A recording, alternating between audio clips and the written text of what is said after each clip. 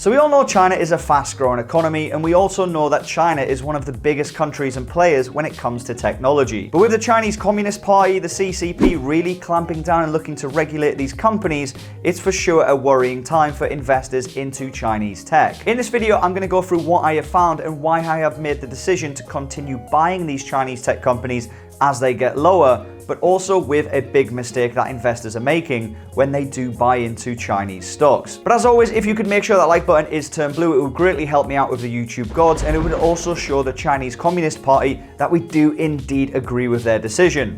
Jokes aside, let's be honest, we all hate regulation. Now, over the past couple of weeks, I've been continuously buying into big China tech, and we've got members on our Patreon and in our WhatsApp group, and there's a link for that down in the description, by the way, who were quite concerned that their Chinese investments are just getting more red and more red as days go by. Luckily, last week though, there was a decent push up in Chinese stocks, and by the time this video comes out, who the hell knows what's actually happened? And to be honest, I don't really care. And I'll tell you why right now. I mean, yes, there is a reason why the Chinese Communist Party is clamping down in terms of regulation, but I don't think it's as bad as everybody is making out. I mean, think about it. Communism has failed in many a nation, but it seems to be working in China. Why is this? Well, I think one of the key reasons is they've allowed people's companies to grow up and become some of the biggest companies in the world. Companies like Alibaba. Whereas what's happened in the past, if you look at old Mother Russia, they would just go and nationalize this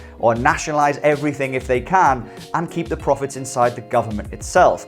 After all, it's all about keeping power. But China in itself has allowed some investors to become very wealthy, and that money has trickled down into what's called a middle class, but more on that later. But these companies have in turn employed hundreds of thousands of people and also helped generate more revenue and help China become what one day will be, what I feel, the biggest economy in the world. Why would the government then want to hurt this sector, this industry that has been so damn good to them? It must be clear by now that the Chinese Communist Party do not want to nationalize every single company out there. They're looking to find them and regulate them and make sure they toe the line, but they're quite happy them doing business. That in itself is quite comforting. Although it might be nervy in the short term, it is comforting because if they were going to nationalize Alibaba, they'd have done it 5-10 years ago, when the company was small and didn't have so much influence. So given the fact that these fears have dropped into the stock market and companies like Alibaba, JD, PDD,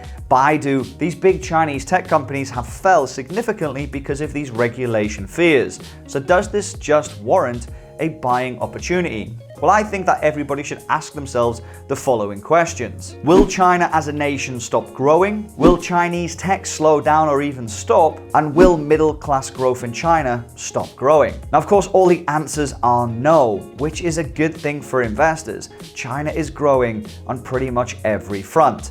But the key one, the middle class. I think this is massively understated these days, and people still do not get why the middle class is so important to an economy. The way you judge a nation financially is by their GDP, their gross domestic product. And what that in layman's terms means is how much product is made inside the country and then sold and used also inside the country. Meaning one Chinese person makes a product, sells it to another Chinese person, they say thank you very much, and the money stays circulating, which means that there is a lot of gross domestic product in circulation. Now, if you have a high GDP, it means that you have a decent sized economy that is working quite well, and in turn represents that you must have a lot of buyers. Now, typically, buyers of gross domestic product are not people at the bottom of the food chain financially. They are people who have surplus income and need to make sure they've got the latest iPhone, iPad, or whatever the Chinese version is. So the whole theory really is the bigger your middle class is, the more money they have to spend and help increase the GDP of any nation. And coming back to the Chinese government, they have had one of the biggest middle class booms in the history of planet Earth. So again, why would they want to stop this from growing any further? By fining big companies and even middle and smaller sized companies by making it near impossible for them to turn over a profit. It just wouldn't make sense. In an article I read recently, it's estimated that 1 billion people in Asia, 1 billion more people, are about to enter the middle class. And the bulk of this, 3/4 of this 1 billion, is said to come from China and India alone. That's a hell of a lot of people coming into the market with new money to spend, again on GDP, which would go to companies that have a good product which people like Alibaba, ordering online, internet facilities, taxis, cars, etc. The list goes on. And if you think I'm absolutely exaggerating saying how booming the Chinese economy is, here's a stat for you, and you can go and check this out yourself. There are more households in China with a net worth of 110,000 US dollars than there is in the US. So to say that again slowly, there is more people in China with 110,000 US dollars than there is in the USA. The current figure stands roughly around 100 million people with 110,000 US dollars in China and 99 million in the US. So it is pretty close. But the problem is, China is growing at a much faster rate. As I just told you, there's a lot of middle class people coming, and the middle class in turn is in this bracket of 110,000 US dollars. So given all this data, we have a solid argument that China and all Chinese companies should be on some grounds a decent investment, especially given the value that has happened in terms of some of the listings in the US with companies like Alibaba and JD. If you follow my Coffee to 100K portfolio on eToro, and there's a link for that down in the pinned comment, and if you sign up and deposit and make a trade, you get lifetime access to our chat room.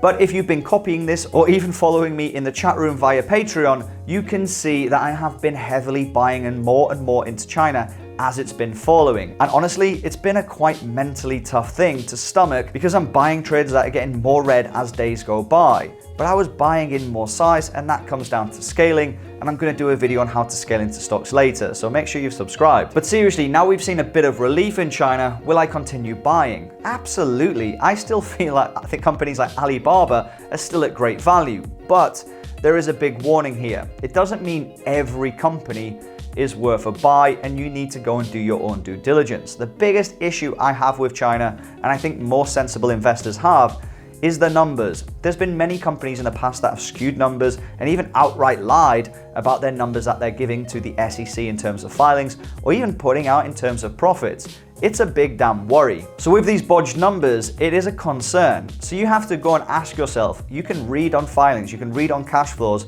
but do you believe the numbers?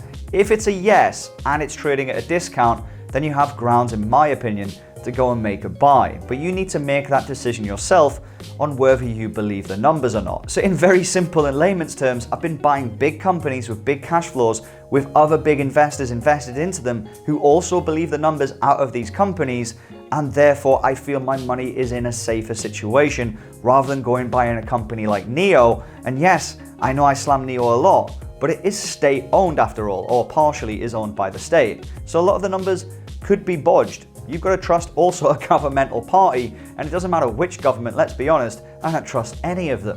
But my point there is really, would you rather buy NIO or Alibaba, given the fact that one is owned by the Chinese government, or partially owned, or one is invested by one of the greatest investors of all time in Charlie Munger, somebody who's going to have done the research and literally counted every number that Alibaba has to offer before he made a big investment. These are questions you have to ask yourself, especially when investing into China. If you believe the numbers and you believe they're at a big discount, surely it's worth a bigger look into. Because I want to be very clear here, and I will be held accountable. At some point in the next 20, 30 years, I strongly feel that China will be the biggest economy in the world. I know it's not going to be a popular decision. Many people might disagree with it, but if China continues growing the rate it's growing and the US stays on its pace too, China will overtake. It's just a matter of fact and math.